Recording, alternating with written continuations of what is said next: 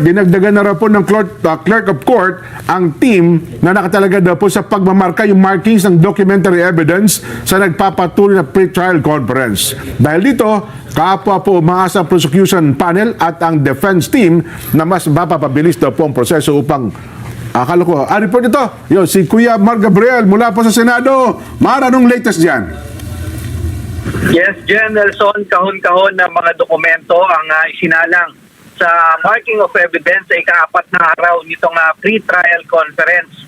Para sa mas mabilis na proseso, 2 team pa ang idinagdag ng clerk of court para tumulong sa pagmamarka ng dokumento. Dahil dito, may 4 na marking teams na ang nakatalaga para sa pagproseso ng mga ebidensya para sa Article 1 o yung confidential funds, habang 2 team naman ang nakatutok sa Article 2 o yung ukol dun sa unexplained wealth.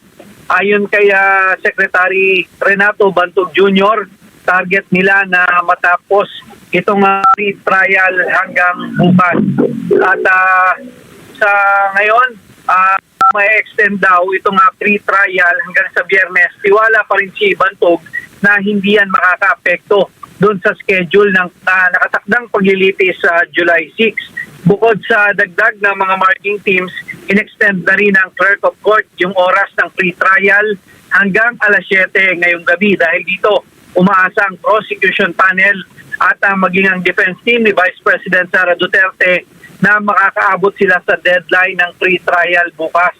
Ayon kay Attorney Michael Powa ng defense team, nais na rin daw nila na matapos na itong pre-trial dahil kailangan pa nilang paghandaan yung paglilitis sa July 6. Pagkatapos daw kasi nitong pre-trial ay inaasahan pa yung paglalabas ng pre-trial order na nakatakda raw magkomento pa itong 2 panig, no? Kaya sana raw ay matapos na ito hanggang bukas para magkaroon pa sila ng sapat na panahon para paghandaan ang paglilitis. Umaasa naman ang defense team na bibigyan sila ng sapat at makatwirang panahon ng clerk of court para magsumite ng kanilang mga komento sa magiging laman niya nung ilalabas na pre-trial order.